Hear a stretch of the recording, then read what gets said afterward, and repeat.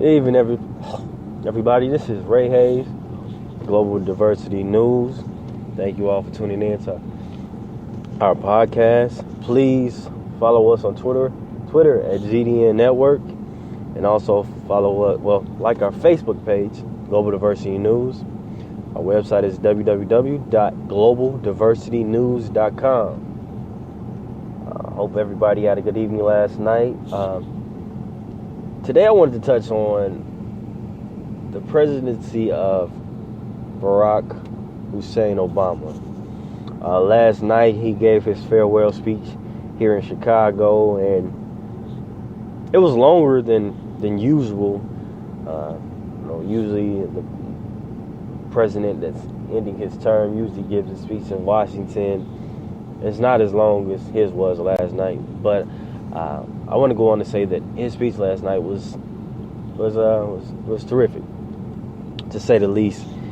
He touched on a lot of points. Spoke about how diverse our nation is, how millennials are. I mean, we're the face of the future, and we have the courage and willingness to do what it takes to see this country succeed, but also go about making this country a united, equality of states.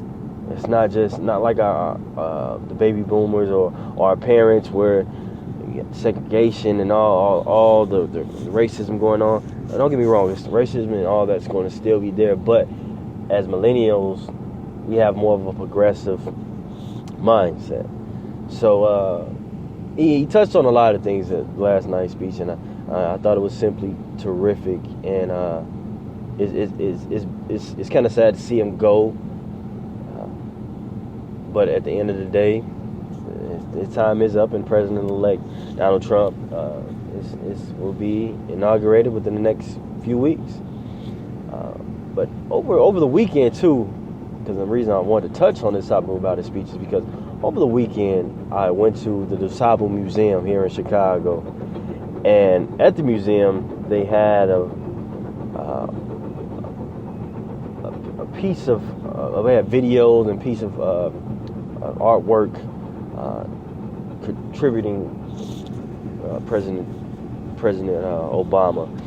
And the video they had is of his DNC 2004 speech, and it was mind blowing. This is some of the things he was saying, the eloquence he was able to just deliver the speech, the rhetoric. It was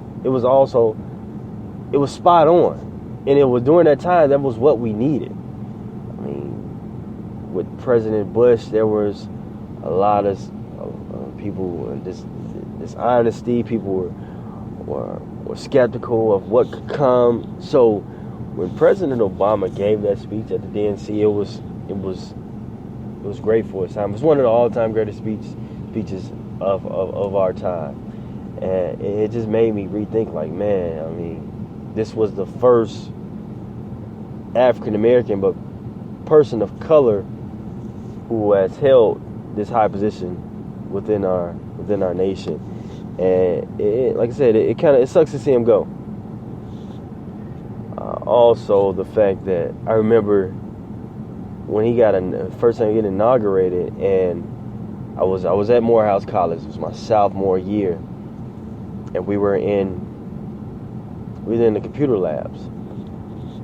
Can't slip my mind about what it was called, but it slipped my mind. We were in the computer labs, and CNN had came. Remind you, Morehouse is an all-black male institution as an HBCU, and CNN came, and other media outlets came, and the president of Morehouse, Michael Franklin, was there. Was there at the time as well, and we all were just elated just to see him win the election that night. It was, I mean, you just saw people crying, jumping and cheering. It was like a Super Bowl party, and it was the air and the atmosphere was just crazy. And I mean, we'll probably never get that back.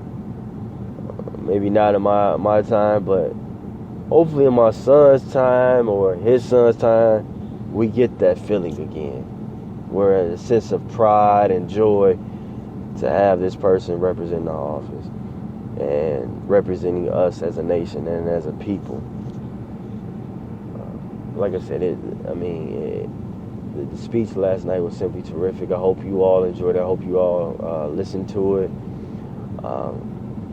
President-elect Donald Trump has some big shoes to fill. I think he can do it, but it's going to take work, a lot of work, and dedication. I know with his recent selection to his diversity coalition is Mr. Polymerez, and a man of Hispanic descent. So I guess he's trying to make the transition team and hopefully his cabinet a little bit more diverse. But we will see. But with that being said, I want to thank you all for listening to today's podcast. I hope you all, like I said before the podcast, follow us on Twitter at GDN Network. Also like our Facebook page, Global Diversity News. And I hope you all have a good morning and a good evening. Thank you.